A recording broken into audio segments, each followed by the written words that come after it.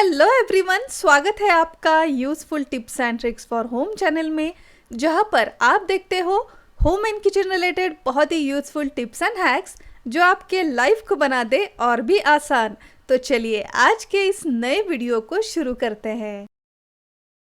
और आज की पहली टिप है इस प्लास्टिक बैग्स या फिर रैपर्स को लेकर। दिन भर में कई सारे प्लास्टिक के पीसेस, बैग्स, रैपर्स वगैरह हमारे घर में जमा हो जाते हैं जो सिंपली हम डस्टबिन में फेंक देते हैं। कई बार आपने नोटिस किया होगा कि डस्टबिन में डाले ये प्लास्टिक के पेपर्स प्रॉपर स्टोर ना किए जाने पर या फिर कलेक्ट ना किए जाने पर थोड़ी भी अगर हवा आ जाए या फिर इसे कलेक्ट करते वक्त ये डस्टबिन से गिरकर ज़्यादातर रोड पर ही गिर जाते हैं, जिससे कई सारे जानवर खाना समझकर खा लेते हैं। इससे आपने देखा होगा कि कई सारे जानवरों की मौत हो जाती है। और ऐसी प्लास्टिक अगर प्रॉपर डिस्पोज ना किया जाए तो ये हमारी पॉल्यूशन को और भी बढ़ा सकते हैं। इसके लिए घर में कलेक्ट हुए ऐसे प्लास्टिक बैग्स या फिर रैपर्स को आप सिंपली ऐसे ही डस्टबिन में ना फेंके। सबसे पहले आप ले लें कोई भी एम्प्टी कोल्ड ड्रिंक या फिर पानी की बोतल जो हम सबके घर में होती ही है। दिन भर में जितना भी प्लास्टिक का कचरा आपके घर में जमा होता हो, इस कचरे को आप इसी एम्प्टी प्लास्टिक के बॉटल में भरकर रखें और जब 2 से 3 दिनों के बाद ये बॉटल पूरी भर जाए तब इस बॉटल का लिड बंद करके फिर आप इसे डस्टबिन में फेंक दें। इससे ये जो भी छोटे छोटे प्लास्टिक के पेपर्स है, बैग्स वगैरह है, ये इधर उधर उड़ेंगे नहीं, प्रॉपर इसी बॉटल के साथ ये डिस्पोज भी हो जाएंगे।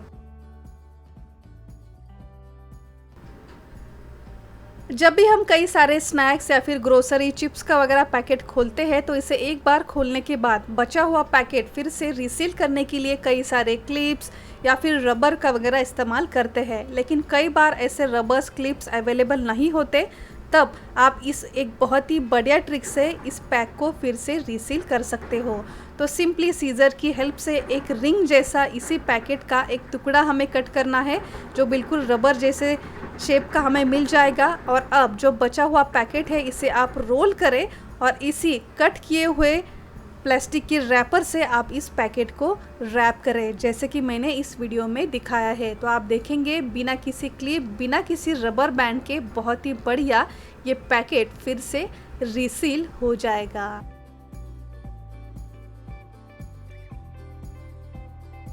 हमारी नेक्स्ट ट्रिक है इस सेलो टेप को लेकर, जिसे हम कई बार चिपकाने के लिए, कई सारी चीज़ें रैप करने के लिए इस्तेमाल करते हैं।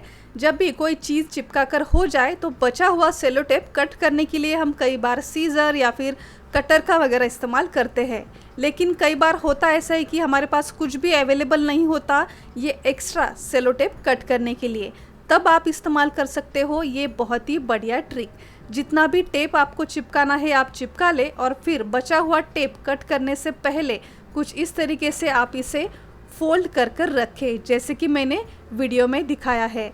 फोल्ड करने के बाद सिंपली इसी फोल्ड के आगे से आप इस टेप को जोर से खींच ले।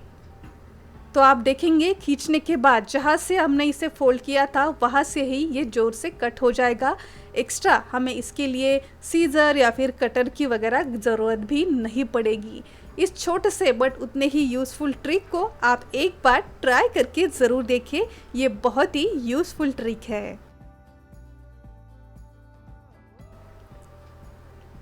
जब भी किसी ड्रॉर या फिर कबर्ड में हम कहीं पर इस प्रेस को रख देते हैं तो इसका जो भी वायर है इसे अगर प्रॉपर रोल करके ना रखा जाए तो ये काफ़ी जगह लेता है, काफ़ी मेसी ड्रॉर हमारा दिखाई देता है।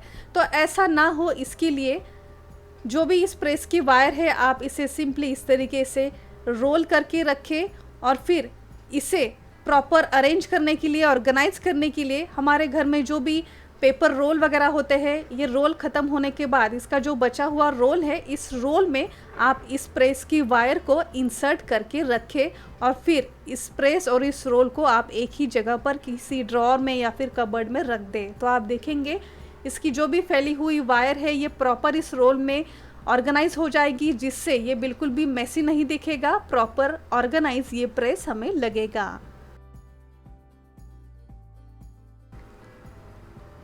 जब भी हम किचन में कुछ छोटा मोटा काम कर रहे हो या फिर घर में क्लीनिंग वगैरह चल रही हो, तो ऐसे काम करते वक्त कई बार हमारे हाथ कट जाते हैं या फिर छोटे मोटे इंजरी भी हमारे हाथों पर हो जाती है।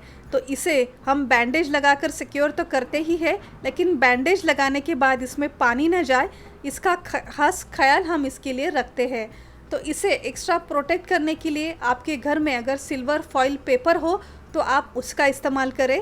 जहाँ पर भी ज़ख्म है वहाँ पर आप इस सिल्वर फॉइल पेपर को कुछ इस तरीके से रैप करके रखें और फिर आप चाहे तो पानी में हाथ डालें, कुछ भी काम करें, तो इस सिल्वर फॉइल पेपर की वजह से इसके अंदर बिल्कुल भी पानी वगैरह नहीं जाएगा, ये बिल्कुल ड्राई ही रहेगा। अगर सिल्वर फॉइल पेपर नहीं है तो सिंपली अगर आपके घर में बलून्स हो तो आप इस बलून का भी इस्तेमाल कर सकते हो इस ज़ख्मों को कवर करने के लिए। तो सिंपली जहाँ पर जिस फिंगर पर आपको इंजरी हुई है वहाँ पर आप कुछ काम करते वक्त थोड़ी देर के लिए इस बलून को कुछ इस तरीके से आप रैप करके रखें, जिससे अगर पानी में हाथ जाए, कुछ लिक्विड वगैरह भी लग जाए तो इससे ये ज़ख्म बिल्कुल भी गीला नहीं होगा और इसी के कारण ये जल्दी बढ़ेगा भी नहीं।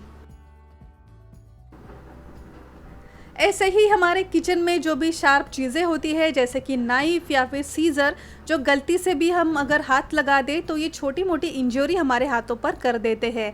तो ऐसी शार्प चीज़ों को भी कवर करने के लिए, सिक्योर करने के लिए आप बलून का इस्तेमाल कर सकते हो। तो ऐसी शार्प चीज़ें सिंपली इस बलून में रैप करके आप रखें तो ये हमें बिल्कुल भी प्रॉब्लम नहीं करेंगी। या फिर अगर ऐसी शार्प चीज़ें आपको कहीं ट्रैवलिंग में लेके जाना हो तो सिंपली इसी बलून में रैप करके अगर आप इसे लेके जाए तो इससे ये शार्प चीज़ें काफ़ी सिक्योर रहेगी, हमें ये बिल्कुल भी प्रॉब्लम नहीं करेगी।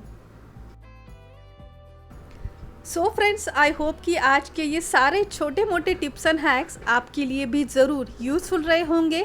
तो इसमें से कौन सी टिप आपको यूज़फुल लगी हमें कमेंट कर ज़रूर बताएं। वीडियो थोड़ा भी यूज़फुल लगा हो तो इस वीडियो को एक लाइक और ज़्यादा से ज़्यादा शेयर ज़रूर कीजिए। और अगर अब तक आपने इस चैनल को सब्सक्राइब नहीं किया है तो अभी जाकर सब्सक्राइब कीजिए। सब्सक्राइब बटन के आगे एक नोटिफिकेशन बेल है, उसे भी प्रेस करना ना भूलिए।